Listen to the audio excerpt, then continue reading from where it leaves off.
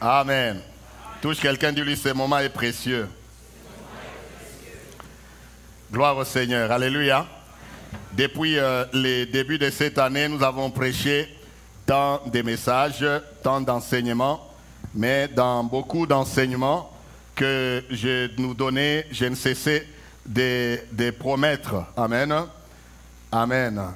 Je ne cessais de promettre de commencer avant la fin de cette année un enseignement capital. C'est un enseignement qui va nous prendre quelques temps, que ce soit les dimanches, que ce soit les mercredis. Vous savez, nous enseignons sur beaucoup de choses, mais il est convenable que nous revenions sur l'essentiel. Que j'entende un bon amen. Il est convenable que nous revenions sur l'essentiel. C'est quoi l'essentiel? C'est quoi le but d'être chrétien? Amen. Pourquoi sommes-nous chrétiens? Pourquoi venons-nous à l'église? Pourquoi devons-nous évangéliser? Pourquoi? Amen. Eh bien, c'est parce qu'il y a un but, un objectif que nous poursuivons. Et si nous, serviteurs de Dieu, nous ne faisons pas cela, nous n'enseignons pas ces choses, nous enseignons autre chose, eh bien, le Seigneur nous demandera les comptes et ça ne sera pas beau. Amen. Parce qu'enseigner la parole de Dieu, Jacques dit, ne soyez pas nombreux à enseigner. Il savait pourquoi, parce qu'à nous qui enseignons, il sera beaucoup plus demandé qu'à vous qui écoutez. Amen. C'est pourquoi nous pouvons enseigner les choses de la vie courante, mais nous devons aussi enseigner l'essentiel. Qu'est-ce que j'entends par l'essentiel? C'est parler de la fin des temps et le retour du Seigneur. Amen. Amen. Parler de la fin des temps et le retour du Seigneur. Si nous pouvons parler seulement d'autres choses qui ont trait à la vie ici sur la terre, nous ne vous rendons pas un bon service. Nous devons enseigner ces choses et y revenir continuellement. Nous les lirons dans les Écritures. C'est pour que chacun de nous comprenne que le but de ces choses, ce n'est pas juste de venir, n'est-ce pas, et nous agiter, chercher un peu du sensationnalisme ou des choses pareilles. Non, le but de ces choses, c'est nous préparer au grand jour. Il y a un jour qui vient. Amen. Je prendrai tout mon temps d'élaborer là-dessus parce que j'aimerais que quelqu'un comprenne pourquoi nous sommes chrétiens. De tout cœur. Je voudrais vraiment que quelqu'un comprenne et qu'il prenne sa vie chrétienne au sérieux. Alléluia. Qu'il prenne, que tu te prennes en charge, que tu saches pourquoi il te faut prier, pourquoi il te faut marcher dans la sanctification, pourquoi il te faut vivre selon la parole de Dieu et non pas selon tes idées ou tes émotions. Tout ça, il faut que nous soyons enseignés. Amen. Touche quelqu'un, dis-lui la fin des temps et le retour du Seigneur Jésus-Christ. Si vous regardez autour de nous, que vous soyez sur WhatsApp, sur Instagram, sur Facebook, il y a des vidéos, tout ce que vous voulez sur les réseaux sociaux, des gens postent des vidéos, d'autres des messages audio, n'est-ce pas? Et nous ne savons pas vérifier la véracité de tout cela, mais les quelques-uns ou les quelques-uns des messages, eh bien, convergent vers la vérité. Vous allez entendre certains parler, j'ai entendu cela il y a quelque temps en arrière, de deux personnes différentes auxquelles le Seigneur a fait la grâce, il leur a ouvert les yeux et les deux ont donné un témoignage similaire, parlant que le Seigneur leur a montré l'horloge, mais sur lesquelles il n'y avait plus de temps. Amen.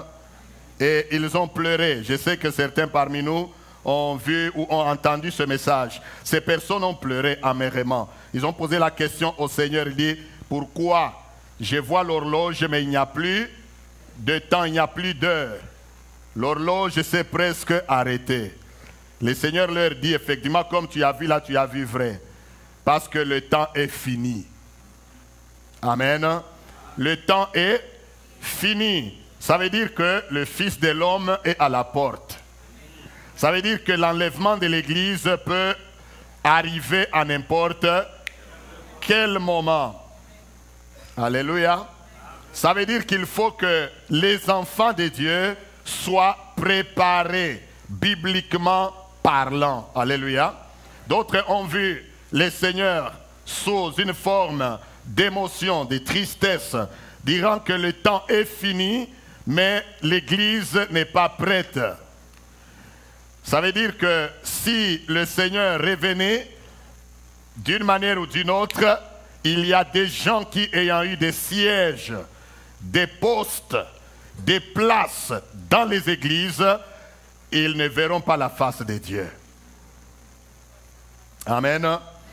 Ils ne verront pas la face de Dieu parce qu'ils n'ont pas pris les choses à cœur et d'autres n'ont pas pris en considération l'enseignement de la parole de Dieu. Dans cet enseignement, nous parlerons des signes des temps, pas nécessairement aujourd'hui, nous parlerons de l'enlèvement de l'Église.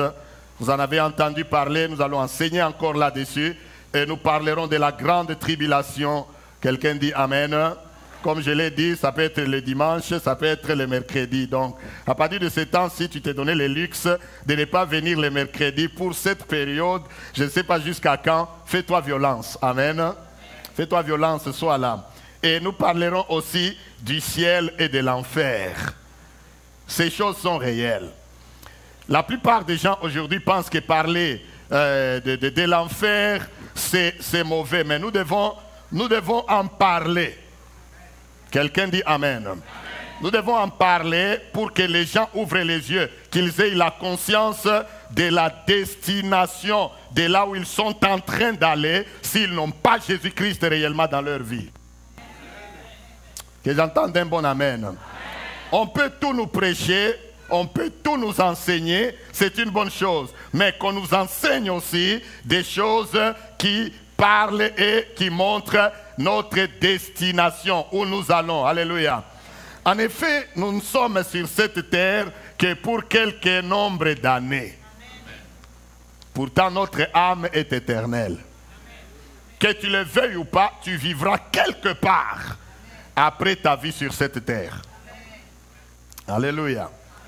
Vouloir ou pas, tu vivras quelque part éternellement. C'est quelque part, ça peut être le ciel ou le paradis de Dieu, et c'est quelque part, ça peut être l'enfer ou les lieux de tourment, où il y aura des pleurs, a dit Jésus-Christ, et des grincements des dents. Amen. Donc, nous ne parlons pas de ces choses pour intimider qui que ce soit, mais nous parlons pour avertir et enseigner l'Église. Quelqu'un dit Amen. Amen. Ce midi, j'aimerais m'introduire en lisant ce texte de Philippiens, chapitre 3. Et nous allons lire à partir du verset 17. Donc, Philippiens 3. Je vais lire à partir du verset 17 jusqu'au verset 21. Et je vais traiter un petit peu de ces versets avant d'aller, c'est juste poser les bases avant d'aller, n'est-ce pas, dans la profondeur. Philippiens 3, verset 17, nous dit quoi? C'est Paul qui écrit à cette église merveilleuse, il dit « Soyez tous mes imitateurs, frères, et portez les regards sur ceux qui marchent selon le modèle que vous avez en nous. Car il en est plusieurs qui marchent en ennemis de la croix, de Christ. Je vous en ai souvent parlé et j'en parle maintenant encore en pleurant. Leur fin sera la perdition. Ils ont pour Dieu leur ventre. Ils mettent leur gloire dans ce qui fait leur honte. Ils ne pensent qu'aux choses de la terre. Mais nous sommes citoyens des cieux. D'où nous attendons. Quelqu'un dit nous attendons. D'où nous attendons aussi comme sauveur le Seigneur Jésus-Christ qui transformera le corps de notre humiliation en le rendant semblable au corps de sa gloire. Quelqu'un dit Amen. Par le pouvoir qu'il a de s'assujettir toutes choses. Nous venions de parler récemment sur le pouvoir que le Seigneur a et qu'il nous a donné. Et lorsque le Seigneur partait, il a promis, il a dit aux disciples, tout pouvoir m'a été donné dans les cieux et sur la terre, et il les a envoyés. Il a dit, allez, faites de toutes les nations des disciples. C'est que ici l'apôtre Paul répète dans la dernière phrase de ce chapitre, il dit, nous attendons comme sauveur le Seigneur Jésus-Christ, qui transformera le corps de notre humiliation en le rendant semblable au corps de sa gloire par le pouvoir qu'il a de s'assujettir toutes choses. Quelqu'un dit Amen. C'est que l'enseignement que nous sommes en train de donner, que je serai en train de donner durant ces temps, est basé sur le pouvoir qu'a notre Seigneur Jésus-Christ, parce que tu peux te poser la question des choses que nous dirons, que nous affirmerons, que la Bible enseigne, que nous verrons dans les jours à venir ou aujourd'hui. Tu peux te poser des questions en te disant comment est-ce possible, comment cela sera-t-il possible. J'aimerais que tu aies une chose en ton cœur et en ton esprit, que nous parlons du Seigneur qui a le pouvoir. Quelqu'un dit Amen. De s'assujettir toutes choses. S'il veut aujourd'hui que ceux qui lui sont fidèles que nous sommes puissent partir, il n'y a rien qui va le retenir. La reine d'Angleterre ne dira pas un mot ce jour-là. Quelqu'un dit Amen. Trump n'aura rien à dire. S'il sera prêt, il partira avec nous. Amen. Personne n'aura rien à dire parce que le Seigneur a tout pouvoir. J'aime Jésus. Quelqu'un dit Amen. Je vais relever un peu rapidement quelques vérités qui remontent de ce texte que Paul a écrit. Étant en prison, il écrit à l'église des Philippiens qui devenait une église balancée entre un faux enseignement des faux apôtres et la vérité que les vrais apôtres avaient, n'est-ce pas, enseigné et étalé. L'apôtre Paul leur écrit quelques vérités dont j'ai souligné. La première, il veut qu'on ait les regards sur ceux qui marchent selon les modèles. Il dit selon les modèles que vous avez en nous. Amen. Il veut que l'Église marche selon les modèles qu'on a en eux, qu'on a le modèle des apôtres. Vous savez, l'Église primitive a laissé des traces. On a l'Église après le temps des apôtres a instauré même le système de ce qu'on appelait le symbole des apôtres. Le symbole des apôtres n'était rien d'autre que des confessions de foi. Quelqu'un dit Amen. Les symboles des apôtres n'étaient rien d'autre que la confession de foi. Il y a des églises qui les font jusqu'à présent. Confession de foi, ce n'est pas seulement accepter Jésus-Christ comme ton Seigneur et ton Sauveur. Alléluia. Confession de foi, c'est que tu crois, que nous soyons église ou que tu sois individu, tu crois, tu viens, nous te faisons répéter. Je ne sais pas pourquoi nous ne le faisons plus dans l'église actuelle. Nous devons retourner aux choses véritables et marcher selon le modèle des apôtres. Je crois au Seigneur Jésus-Christ. Je crois d'abord en Dieu le Père, créateur de la terre et des cieux. Quelqu'un dit Amen. Je crois au Saint-Esprit, je crois en Jésus-Christ, son Fils unique qui est né sous Ponce Pilate, qui est né par la Vierge Marie, etc., qui est mort sous Ponce Pilate et qui est parti et qui reviendra. Quelqu'un dit Amen. Amen. Je crois en l'Église, je crois en la Sainte Communion des Saints, des choses comme ça. Alléluia. C'est des fois quand il y a des gens qui répètent ça, nous pensons que c'est la religion. Ce n'est pas la religion. Tu dois connaître ce en quoi tu as cru. Quelqu'un dit Amen. Amen. Aujourd'hui, le fait que le problème que nous avons dans l'église des chrétiens instables dans leur foi, c'est parce qu'ils ne savent ni ce qu'ils affirment ni ce qu'ils confessent. La raison pour laquelle beaucoup de gens ne sont pas fermes dans la foi, dans leur foi est vacillante parce qu'ils ne savent pas en quoi ils ont cru ce quoi que tu crois, c'est quoi la doctrine. Aujourd'hui, beaucoup de gens, ils peuvent venir dans cette église, vous lui enseignez la parole de Dieu. Aujourd'hui, il peut y avoir une erreur qui se glisse, il va sortir, il va aller à une autre. Même s'il ne connaît pas la confession de la foi de celle-là, ça ne lui dit rien. L'essentiel est qu'il soit dans une église. Amen. L'église, c'est l'épouse de Jésus-Christ. Elle est en train d'être préparée par l'enseignement des apôtres selon les modèles des apôtres.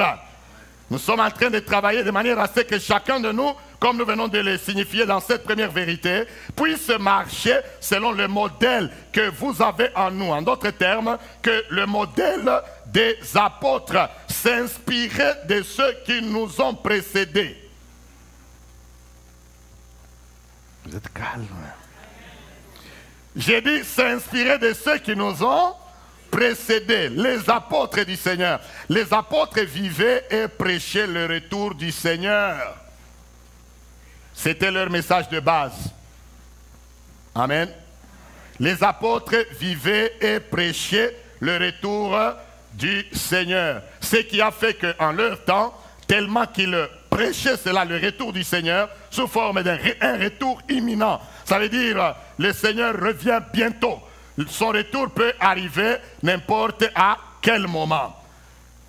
Il le prêchait de cette façon, il l'affirmait, et au point que les gens ont tellement affermi leur foi que si on venait chercher à les persécuter, on ne parvenait jamais à les avoir.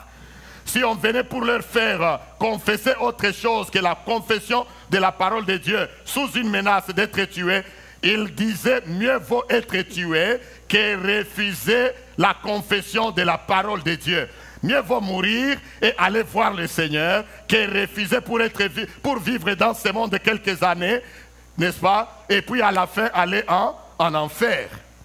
Vous pouvez voir de quelle manière leur foi, sur quoi leur foi était basée. Même dans la tribulation, l'évangile a survécu parce que les gens savaient ce en quoi ils croyaient. Aujourd'hui, c'est la grâce de Dieu seulement. Amen. Si la tribulation subvenait aujourd'hui, bien-aimés, comme nous sommes là, si la tribulation, ces pays changeait, ça devient un pays athée, un pays où on ne veut plus voir quelqu'un prêcher ou prier Dieu dans les églises véritables, comme nous sommes là. On vient, on dit, disons seulement, on vient seulement, pas même tuer, on vient seulement, on dit, ok, si tu confesses Jésus-Christ, tu restes et nous allons te mettre dans l'avion, te remballer, tu rentres chez toi. Parce que nous ne voulons plus de ces choses ici. Amen. À l'époque, on tuait, mais moi je donne seulement cet exemple simple. Ils entrent, le gouvernement vient, il dit, bon, qui se disent qu'ils sont vraiment chrétiens? Tu es chrétien, nous n'allons rien te faire, parce que nous sommes un pays de droits de l'homme. Nous n'allons pas te tuer, on te met seulement dans l'avion, on te ramène. Je crois que vous serez étonnés. Amen. Vous serez étonnés que nombreux vont préférer, n'est-ce pas, rester dans ce pays, non pas confesser Jésus-Christ, mais rester dans ce pays, parce qu'il y en a qui disent que ce pays c'est Canaan, c'est là où coule le lait et le miel, plutôt qu'être remballé ou renvoyé ailleurs. Mais dire, y a-t-il un problème avec mon micro? Amen. J'aimerais te dire que ça soit dans ce pays, que ce soit ailleurs, ce qui est important, c'est de connaître d'où nous venons, où nous sommes et où nous allons. Quelqu'un dit Amen. Il dit nous devons marcher selon le modèle que vous avez en nous. Ce monde actuel a un problème de modèle. Amen. Permettez que je dise ceci rapidement. Le monde d'aujourd'hui a un problème de modèle. Nous sommes appelés à être imitateurs de Jésus-Christ dans tout ce que nous faisons, imitateurs des apôtres, mais nous ne le sommes pas parce que notre confession est encore faible. Aujourd'hui, beaucoup de gens préféreraient s'habiller comme tel, faire comme X et Y, parler comme tel autre politicien ou faire telle chose comme telle vedette, sauf faire comme le modèle que nous avons de la parole de Dieu, d'être le sel de la terre et la lumière du monde. Touche d'abord quelqu'un, dis-lui retour à l'évangile. Amen. Nous devons marcher selon les modèles des apôtres. Et la deuxième vérité qu'il dit, qu'il énonce ici, il dit plusieurs marchent aujourd'hui en ennemis de la croix. Je suis en train de poser des bases très importantes. Il dit plusieurs marchent en ennemis de la croix. C'est dans les versets que nous avons lu, verset 18. Car il en est plusieurs qui marchent en ennemis de la croix. J'ai voulu, en posant ces bases, étaler toutes ces vérités parce qu'elles nous aideront à construire. Ce quoi marcher en ennemi de la croix. Amen. Ça veut dire qu'il y a des gens qui poursuivent des objectifs aujourd'hui dans le monde actuel. Alléluia. Vous êtes avec moi? Marcher en ennemi de la croix veut dire qu'il y a des gens qui poursuivent les objectifs qui ne sont pas les objectifs de Christ. Raison pour laquelle vous voyez, il y a des déceptions autour de nous dans l'église actuelle. Je ne parle pas de l'église locale, je parle de l'église d'une manière générale. Il y a tant de déceptions aujourd'hui. Quelqu'un me disait que j'aime venir à cette église parce que ce soit au culte en anglais, que ce soit au culte en français, il y a des enseignements bibliques, des enseignements peu ordinaires.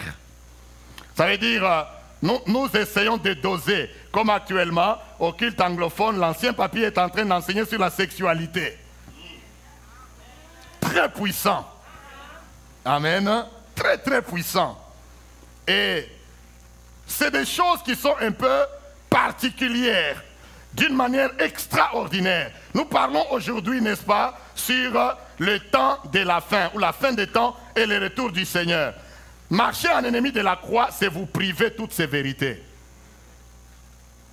Amen. C'est quoi l'objectif de Christ? En d'autres termes, pourquoi Christ est venu dans ce monde? Alléluia. Souvent, d'une manière religieuse, on répond, on se met à répondre, Jésus est venu pour nous sauver, Jésus est venu, etc. Si je vous posais la question, c'est ce que vous allez me dire. C'est une bonne réponse. Si je vous pose la question, pourquoi Jésus est venu? Amen. Pourquoi Jésus est venu dans ce monde? Il est venu de la manière dont il est venu. Il a souffert, il est mort, il est ressuscité, il a fait des promesses et il est parti. Quand il partait, les anges ont apparu aux apôtres qui les regardaient pendant qu'ils disparaissaient dans les nuées. Les anges ont parlé, ils ont dit aux gens à l'église, il dit pourquoi vous étonnez-vous et le regardez-vous comme ça? De la même manière que vous le voyez partir, vous le verrez aussi un jour faire quoi?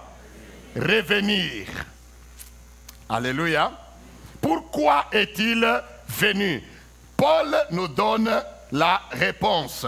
On peut nous lire ou nous donner 1 Timothée chapitre 1er et le verset 15. 1 Timothée 1, 15. J'aimerais que vous compreniez là où je suis en train d'aller en étalant ces vérités. 1 Timothée 1, 15, il dit ceci. C'est une parole certaine et entièrement digne d'être reçue. Laissez ce verset là-bas. Lorsque vous lisez dans les écrits de Paul, très souvent il y a des endroits où il commence avec cette phrase-là. Il y a 3 ou 4 endroits où vous verrez cette affirmation. Quand l'apôtre Paul commence, il dit « c'est une parole certaine et entièrement digne d'être reçue ». Ça veut dire ouvrez les yeux, c'est une doctrine qui sort là. Église. Quelqu'un dit Amen. C'est une parole certaine et entièrement digne d'être reçue. Laquelle? Que Jésus-Christ est venu dans le monde pour faire quoi? Pour sauver les pécheurs, dont je suis le premier. Ah, Paul. Aujourd'hui, si on te pointe du doigt et dit tu es le premier des pécheurs, je pense que tu vas quitter l'église. Amen. Je pense que tu vas quitter l'église parce que tu ne comprends pas le salut. Mais Paul dit Jésus-Christ est venu sauver les pécheurs. Sur le rang des pécheurs, moi je suis le premier. Amen. Premier pécheur, Paul dit c'est moi. Que vous le vouliez ou pas, Paul s'appelle le premier pécheur. Ailleurs, il dit parce que j'ai persécuté l'église du Seigneur. Amen. Mais le but ici dans ce passage, c'est que nous comprenions. Il dit Jésus-Christ est venu dans le monde pour sauver le pécheur. Nous savons que le monde entier, tout le monde, la Bible nous dit tous ont péché et sont privés de quoi? De la gloire de Dieu. Tous ont péché. Alors si nous sommes privés de la gloire de Dieu, ça veut dire que la destination, là où nous allons, ce n'est pas là où Dieu est. Si quelqu'un persiste dans le péché, ça veut dire que sa destination n'est pas une destination divine. Moi je dirais un amen bien fort que ça. Sauver le pécheur, le sauver de quoi? Quelqu'un dit amen. Le sauver de son salaire. Donnez-nous Romains 6, 23. Je suis en train de poser des bases très très capitales. Si tu ne connais pas le Seigneur Jésus-Christ, oh, tu feras mieux de le recevoir aujourd'hui. Si tu le connais, tu marches, vaille que vaille, tu marches dans le mensonge, dans le péché, dans l'impudicité, dans l'adultère. La Bible dit que celui qui a cette espérance se purifie. Dites amen bien. Vous ne savez pas qu'on parle de victoire, victoire, victoire, c'est bien. Mais le salut, c'est mieux. Le ciel, c'est mieux. Romains 6, 23 dit quoi? Car le salaire du péché, c'est quoi? C'est la mort. Et le don gratuit de Dieu, c'est quoi? C'est la vie éternelle. Maintenant, entre la mort et la vie éternelle, je dirais ceci. Entre le salaire et le don, tu veux quoi? Parce que le salaire, c'est le fruit de tes œuvres. Le salaire, c'est le fruit de tes travaux. Le salaire, c'est le fruit de ce que tu as fait. On vient, on te paye. Quelqu'un disait même, le péché t'amènera loin que tu ne voulais partir. Il te gardera longtemps que tu ne voulais rester. Et il te fera payer plus cher que tu ne voulais payer. Ça, c'est le péché. Mais l'éternel, hein, la Bible nous dit ici, il nous donne le don gratuit. Le don gratuit de Dieu, c'est quoi? C'est la vie éternelle. Touche d'abord quelqu'un, dis-lui, as-tu la vie éternelle? As-tu la vie éternelle? Nous venons à l'église pour activer notre vie éternelle. Pas la mort éternelle. Alléluia. Nous venons à l'église pour activer la vie éternelle. Parce que si aujourd'hui tu mourais, tu sors de ce corps, bien-aimé, il n'y aura plus de salut de l'autre côté si tu ne l'avais pas de ce côté. Amen. Alléluia. Il n'y a pas de salut de l'autre côté si tu ne l'avais pas de ce côté. Tu avais la mort de ce côté, tu auras la mort. Tu avais l'enfer, le diable de ce côté, tu auras l'enfer, le diable de l'autre côté. Dis d'abord amen. Amen. Dieu est tellement miséricordieux. Vous savez, ça a été répandu encore une fois. Les raisons nous aident. Des fois, tu ne suis pas l'information, mais les raisons nous informent. Amen. Ce qui est arrivé à Las Vegas, on dit qu'avant ça, n'est-ce pas? Avant ça, il y a quelqu'un qui prêchait l'évangile. Vrai. Il y a quelqu'un qui était là juste à l'endroit où on faisait les concerts. Quelqu'un s'est tenu en train de prêcher Jésus-Christ. Croyez au Seigneur, recevez Jésus, venez à Jésus, ceci, cela. Ah! Amen. Il y en a qui passaient et disent, nous allons au concert, quittez là-bas avec vos histoires de religion. Ils ne savaient pas que Dieu savait ce qui suivrait à la minute. Il y a certainement, je suis sûr, quelqu'un qui a refusé l'évangile, mais à la minute qui suit, c'était une balle dans le cœur et... Mais dès qu'il ouvre les yeux de l'autre côté, trop tard. C'est dit, j'aurais bien voulu aller de l'autre côté, mais ton choix a été clair. Que l'église ne nous trompe pas. Venir à l'église n'est pas être sauvé. Oh, quelqu'un dit amen. Venir à l'église, ce n'est pas ça être sauvé. Être sauvé, c'est naître de nouveau. Nicodème était un docteur de la loi. Ça veut dire les choses de la parole de Dieu. Nicodème les connaissait. Amen. Nicodème connaissait les choses de la parole de Dieu. Mais il sentait un vide en lui. Il est allé vers le Seigneur. Il dit, toi tu es un docteur venu de Dieu. Qu'est-ce que Jésus lui a dit? Il dit, Nicodème, je te dis, hein, il te faut naître de nouveau. Sinon, tu ne verras pas le royaume de Dieu. Bien-aimé, l'heure est arrivée où, si tu n'es pas né de nouveau, j'aime souvent le dire, dans certains de mes messages, vous les trouverez. Si tu n'es pas né de nouveau, c'est l'heure où tu t'assois seulement toi-même, là, consciemment. Amen. Tu t'assois toi-même consciemment, même dans ta chambre, tu te dis, moi là, je ne suis pas né de nouveau. Je dois faire quoi? Je dois naître de nouveau. Amen. Tu t'assois toi-même là consciemment, tu te dis, moi, même si je vais à l'église, hein, mais je crois que je ne suis pas encore transformé. Tu viens, tu nous vois même en secret, comme Nicodème.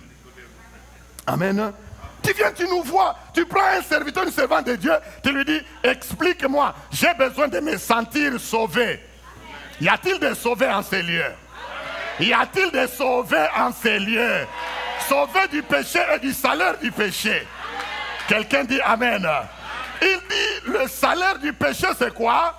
C'est la mort. Mais le don gratuit de Dieu, hein, c'est la vie éternelle en Jésus-Christ notre Seigneur. Quelqu'un dit Amen. Maintenant, si on ne prêche pas ce message, c'est ce que l'apôtre Paul dit, qu'on marche en ennemi de la croix. Ah, vraiment, je ne voudrais pas être un ennemi de la croix. C'est pourquoi nous devons prêcher ces choses. Amen. Quelque part d'autre, il signale, il dit, ils ont leur fin. Verset 19. Il dit, leur fin sera la perdition. Ça veut dire qu'il y a une vérité qui ressort là encore. En d'autres termes, une vérité qu'il y a la fin. À toute chose, il y a une fin. Dites Amen. Il y a une fin. À notre vie sur cette terre, il y aura une fin. De la même manière qu'à ta souffrance là a eu un début, et si elle n'est pas encore finie, elle aura une fin. Tes combats là, toute ta vie, ne sera pas qu'une vie de combat. Le combat a commencé, le combat finira un jour. Amen. Il n'y a rien qui puisse se prolonger tout le temps. Le monde a des choses et ces choses ont une fin. C'est pourquoi l'apôtre Paul parle ici, il dit, leur fin sera la perdition, la fin de ceux qui marchent en ennemi de la croix.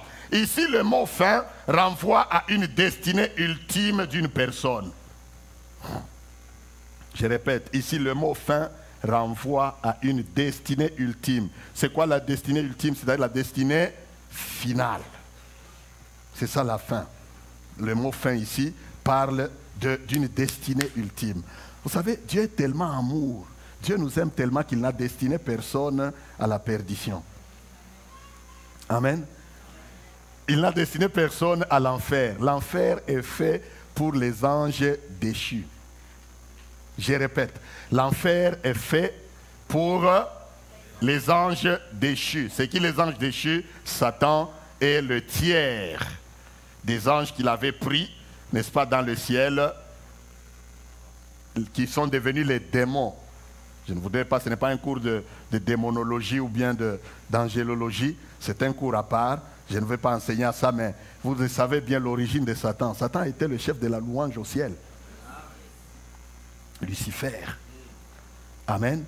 Mais il voulait maintenant supplanter Dieu. Et mais pourquoi moi je ne prendrais pas seulement ce poste? Alors il s'est rebellé. Dieu aussi, oh là là. Dieu comme il est le Tout-Puissant. Je crois sous un regard seulement.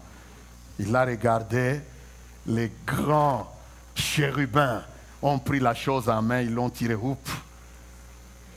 Et ils les ont crié, il dit malheur, c'est écrit dans l'Apocalypse, il dit malheur à la terre, parce que le voilà, il vient vers vous animé d'une très grande colère.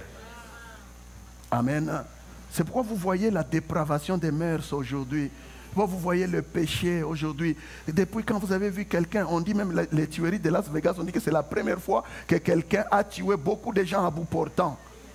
Toute cette méchanceté-là. Donc nous allons de méchanceté en méchanceté. Aujourd'hui, beaucoup de gens, et les gens, ils sont là, ils veulent porter une ceinture explosive. Comme ça, il arrive là, on les laisse passer dans l'avion, qu'il aille se faire exploser pour que nous mourons nous tous. Qu'est-ce que nous t'avons fait? Amen. Amen. Aujourd'hui, quelqu'un là vient, il conduit sa voiture là, il veut que j'arrive là dans cet immeuble là. Comme ça, les gens meurent. Ils sont contents. Amen.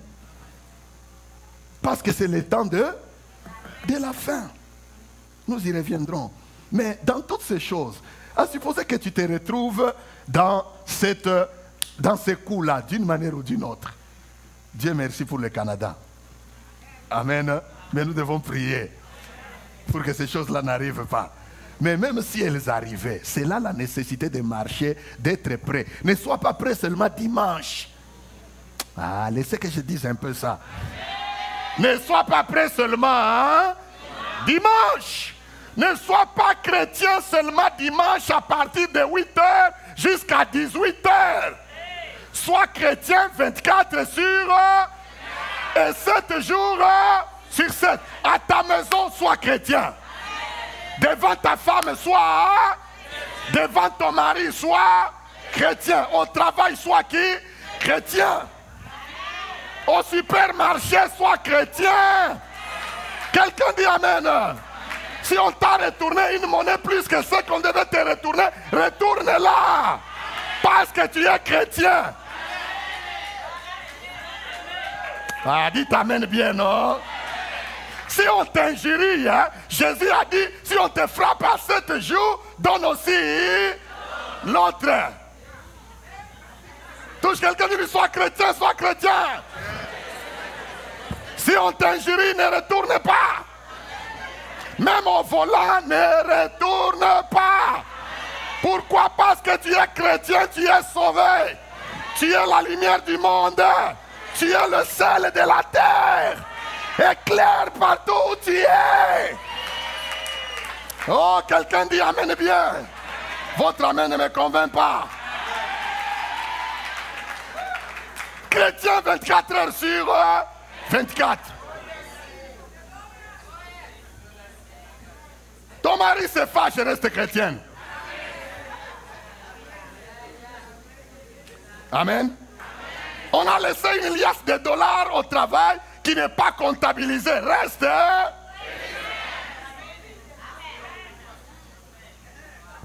Quelqu'un dit amen.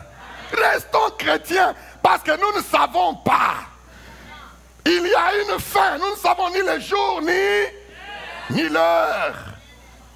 Quatrième vérité, l'apôtre Paul écrit, il dit, ces gens-là, ils ne pensent qu'aux choses de la terre. Aïe, aïe, aïe, aïe, aïe. C'est la quatrième vérité qui remonte de ces textes. Ils ne pensent qu'aux choses de la terre. Or, il dit, nous sommes citoyens d'où? Des cieux. C'est bien écrit, verset 20. Verset 19, il dit, ils ne pensent qu'aux choses de la terre. Mais nous sommes citoyens des cieux. Je descends un peu. Frères et sœurs, ce que l'apôtre Paul est en train de dire ici est capital. Ça veut dire que nous pouvons penser aux choses de la terre, mais que ça ne soit pas l'unique chose auquel nous pensons. Dans ta vie, j'ai fait vraiment un effort pour ne pas être très agité. J'aimerais que ces choses soient comprises. Amen. Dans ta vie, sache qu'il y a les choses de la terre et il y a les choses du ciel. Si tu ne sais pas faire la différence, tu vas terminer toute ta vie avec les choses de la terre. Combien de fois on se préoccupe trop de beaucoup de choses inutiles? On pense que c'est comme si la terre ici, c'est ça notre destination finale. Beaucoup de gens, regardez, beaucoup de choses qui nous empêchent de servir Dieu, c'est quoi? Les choses de la terre. Pour ça, on a le temps. Je vais marteler un peu là-dessus. Pour les choses de la terre, là, on a le temps. Pour ton âme, savez-vous que l'homme a 3 parties? Aïe, aïe, aïe. Pourquoi vous êtes lourd comme ça? L'homme a 3 partie de la même chose que Dieu est trinitaire. Toi aussi, tu es trinitaire. Tu as le corps, tu as l'âme et tu as l'esprit. Le corps ici, c'est l'enveloppe.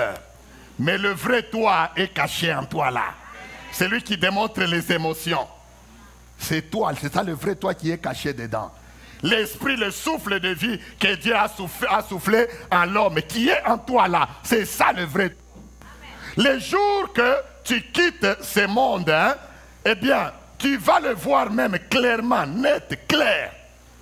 Les gens qui ont rendu témoignage, quand on meurt, hein, on se voit même dans les secondes qui suivent là, ils se voient même comment ils sont en train de sortir du corps. Réalité. Amen. Ils se voient même comment tu sors du corps. C'est là que les satanistes ont imité. Les satanistes ont imité le fait qu'ils sortent du corps là. Les gens ils parlent de la doctrine de sortir du corps actuellement là. N'est-ce pas? Ils savent. Ils ont imité parce qu'ils ont cherché des gris-gris, je ne sais pas moi, la malhonnêteté où ils dorment et il sort lui-même. Pourquoi nous disons il sort? Parce qu'il laisse l'enveloppe. C'est ça la sorcellerie, non? Il laisse l'enveloppe quelque part et lui-même il se donne la capacité de sortir et de faire quoi? De partir, de voyager, aller plus loin. Il dort dans ton lit ou dans ta maison. Toi tu penses qu'il est là, il dort alors que lui il est déjà en Bujimaï. Amen. Alors qu'il est là, il est déjà, si c'est à Massimanimba, si c'est où? En train de tenir une réunion.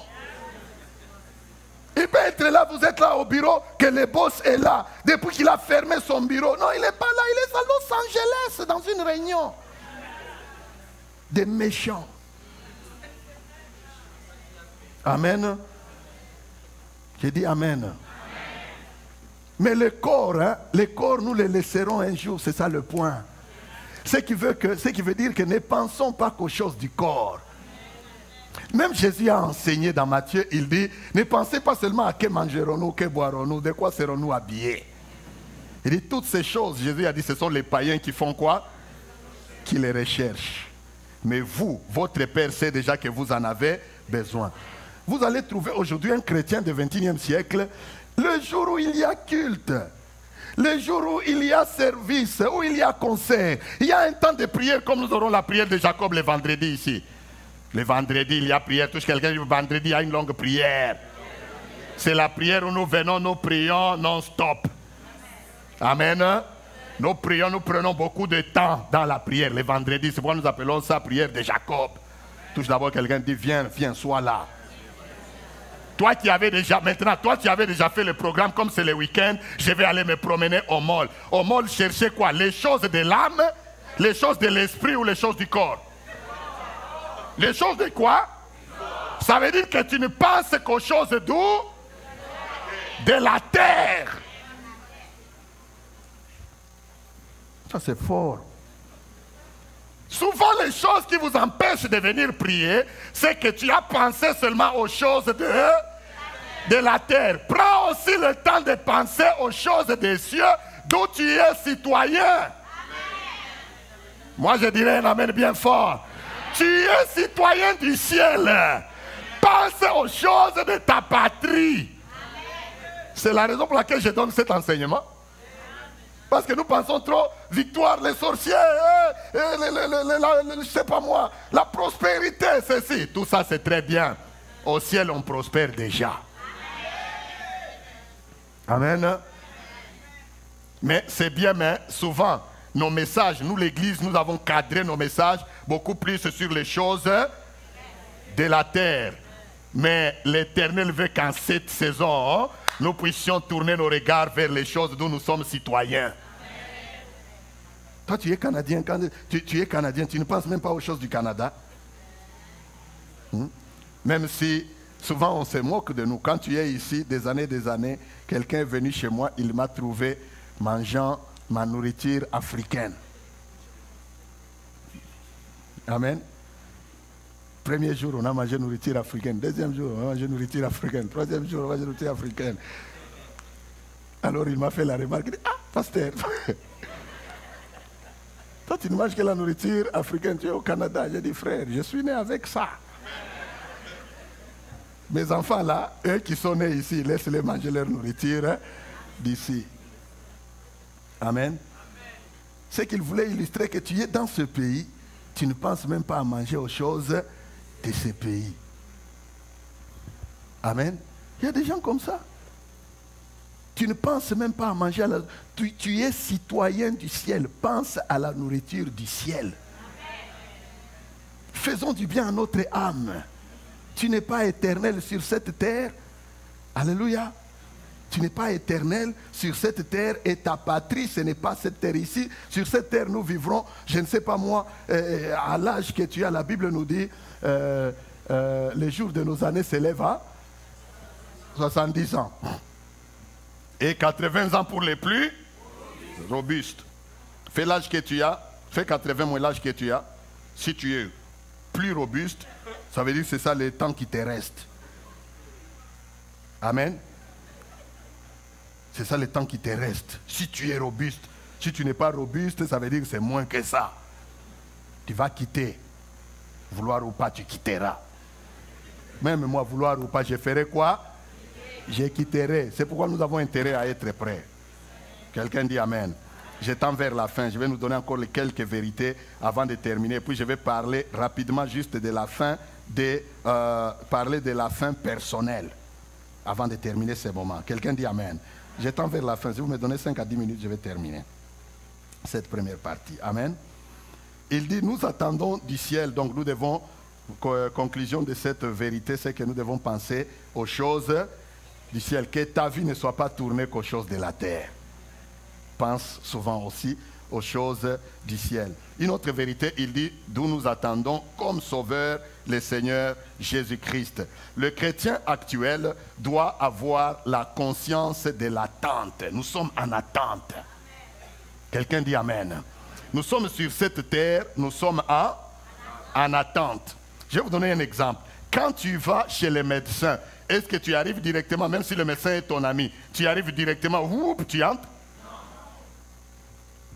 Ou bien quand tu vas chez l'avocat, tu pars chez ton avocat, tu arrives, c'est sur rendez-vous, directement tu arrives là, tu passes et le secrétaire et tout, whoop, tu es dedans. Tu fais quoi? On te met où? On te met où? Dans la salle d'attente. Maintenant, écoute, la Bible nous a dit ici que d'où nous attendons. Donc nous attendons, ici sur cette terre, nous attendons le Seigneur qui viendra du ciel. Je n'ai rien inventé, c'est écrit là-bas, nous avons lu ça, n'est-ce pas? Verset 20. Alors ça veut dire quoi? Ça veut dire que nous sommes comme les gens qui sont dans une salle d'attente. Quand tu attends, quand tu es dans la salle d'attente, que ce soit chez l'avocat, que ce soit chez le médecin, tu n'es pas là, chez le médecin, là, tu es dans la salle d'attente, tu es assis n'importe comment. Tu penses à ce que tu vas lui expliquer, vrai ou faux? Vous n'allez jamais chez le médecin? Tu penses à comment tu vas lui expliquer, comment tu te sens. D'ailleurs, il y en a même chez les médecins. J'ai découvert dans ce pays que chez les médecins, parfois l'hypertension, la tension augmente. C'est vrai. Ils me l'ont prouvé. Je viens, je suis bien. Ils prélèvent ma tension. Moi, j'étais bien tous ces temps. Ils prélèvent la tension, ils disent que la tension a augmenté. Un jour, ils ont fait une fois, ils ont fait ça 2 fois. Après, j'ai posé la question au médecin. Il dit, mais pourquoi quand je viens ici, vous prenez, vous dites, ma tension est élevée, alors que quand je suis bien. Des fois, moi-même, je la vérifie, elle est bien. Il m'a dit, oui, c'est normal. Beaucoup de gens, quand vous allez chez le médecin, c'est prouvé scientifiquement, la tension peut faire quoi? Augmenter. Amen. Tu es stressé. C'est normal, mais tu es dans la salle d'attente. Tu réfléchis comment tu vas lui expliquer. Des fois, tu vas chez l'avocat, tu ne sais même pas. L'avocat travaille pour toi. Mais il y a des gens, ils vont chez l'avocat et il a peur. C'est vrai, non? Ce n'est pas vrai ce que j'ai dit? Il y a des gens, ils vont chez l'avocat travaille pour toi. Dis-lui toute la vérité. L'avocat n'a pas besoin de te supplier pour que tu lui dises la vérité. Non, lui, il te défend. Tu as commis des gaffes, dis-lui, lui, il est pour toi. Mais souvent, on va chez l'avocat, dans la salle d'attente, là, on est en train de trembler. Qu'est-ce que je vais lui expliquer? L'avocat est pour toi. Quelqu'un dit Amen. Et la Bible nous dit que nous sommes en attente. Ce que je vais illustrer par ces exemples, c'est qu'il y a un comportement dans la salle d'attente. Tu n'attends pas n'importe comment. Quand tu attends quelque part, tu te contrôles, tu contrôles ton attitude et tu contrôles, n'est-ce pas, ta façon d'être. J'ai dit, avant de terminer, je vais parler un peu de la fin personnelle, parce que j'y reviendrai dans les détails. Parce que quand nous parlons de la fin des temps arrive avec la fin personnelle d'abord. Ça veut dire si Jésus ne revient pas. Tous ceux qui sont morts jusqu'ici, ils ont eu une fin personnelle. Je dois en parler. Amen. En d'autres termes, dans les termes théologiques, nous appelons ça l'eschatologie personnelle. Parce que ce message est eschatologique. Donc, il y a l'eschatologie personnelle. Donc, que le Seigneur vienne ou qu'il ne vienne pas, toi et moi, un jour, nous allons faire quoi? Finir. Notre temps va finir. Alors, cela me conduit rapidement à parler, parce que ces choses, je ne vois pas où est-ce que vous irez trouver ça si ce n'est pas à l'église. La fin personnelle parle ou elle traite de la mort, la réalité de la mort. C'est là que je veux m'arrêter pour ce midi. Amen. Savez-vous qu'il y a 3 sortes de morts dans la Bible? Amen. J'aimerais que tu sois édifié par ceci. Même ceux qui nous suivent en ligne, soyez édifiés par ceci. La Bible nous parle de 3 sortes de morts. La première, c'est la mort physique. Celle-là, elle est commune à nous tous. Personne n'y échappera. Vous connaissez la mort physique? Ok. Vous connaissez. Mourir, quitter ses corps. Comme Lazare. Lazare était mort, ce n'était pas spirituel. Lazare était mort physiquement. Jésus a dû aller le ressusciter, n'est-ce pas, de la tombe. Donc la mort physique qui est destinée à tous les communs. Mais avec, à tous les hommes. Avec cela, la Bible enseigne 2 autres formes de mort. Il y a la mort spirituelle. Donnez-moi d'abord Éphésiens 2, 1 à 5. Éphésiens 2, 1 à 5, rapidement. Je vais terminer tout à l'heure. Regardez, la Bible, ici l'apôtre Paul parle aux chrétiens, il dit vous étiez quoi? Mort par quoi? Et par? Dans lesquels vous marchiez autrefois, selon le train de ce monde, selon le prince de la puissance de l'air, donc Satan, de l'esprit qui agit maintenant dans les fils de la rébellion. 3. Nous tous aussi, nous étions de leur nombre. Et nous vivions autrefois selon les convoitises de la chair, accomplissant les volontés de la chair et de nos pensées. Donc nous n'avions que les pensées de la terre. Et nous étions par nature des enfants de colère, comme les autres. Verset 4. Mais Dieu qui est riche en miséricorde, à cause du grand amour dont il nous a aimés, nous qui étions morts par nos offenses, il nous a rendus à quoi? À la vie. Avec qui? Avec Christ. Il dit c'est par grâce que vous êtes sauvés. Ça parle de la deuxième sorte de la mort spirituelle. Quelqu'un qui n'est pas en Christ, c'est un mort. Quelqu'un qui est encore dans les péchés devant Dieu, tu es un mort. Si tu n'as encore jamais reçu Jésus dans ta vie, tu es un mort. Si tu es mort ici sur la terre, même là où tu iras, si tu meurs aujourd'hui, c'est la mort qui va continuer. Que quelqu'un m'écoute ce midi. Quelqu'un dit Amen. Il y a la mort physique, il y a la mort spirituelle.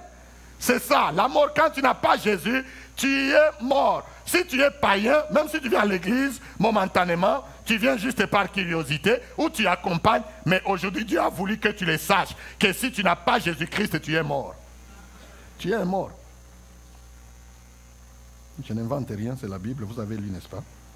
Mais avec ça, la troisième sorte de la mort, c'est la mort éternelle.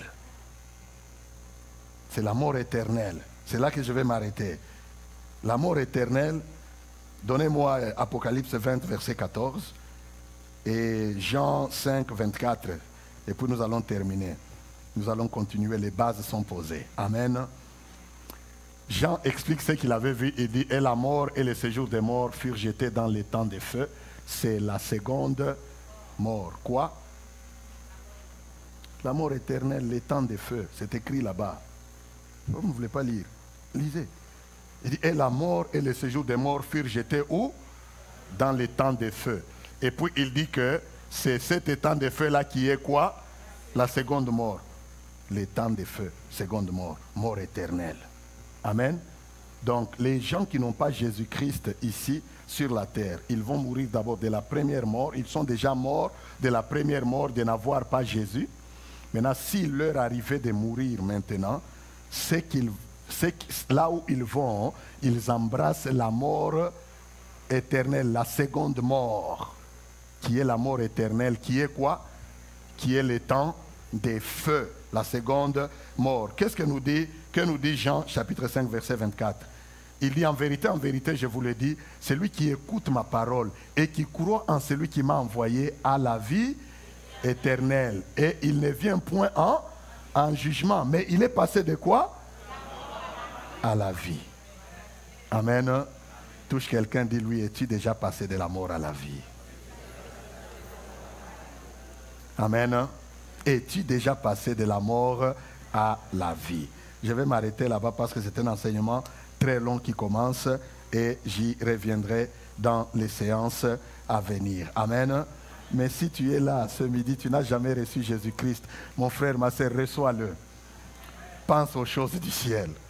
Parce que tu n'as ici que quelques temps, quelques années, que tu ne connais même pas c'est combien. Peut-être quelques heures seulement. Amen. Amen. Nous baissons nos têtes dans la prière. Make a joyful noise unto the Lord. Come on, somebody. Let me hear you.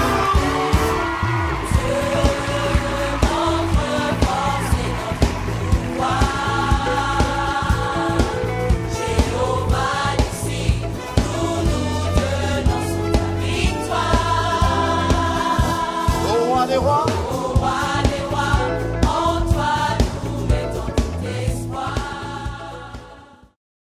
Et la prophétie par excellence, c'est la parole de Dieu. Alléluia. La prophétie par excellence, elle est facile. Elle correspond à parler aux ossements desséchés, à la situation qui semble difficile. Toi-même, tu parles avec la parole de Dieu et l'Esprit de Dieu.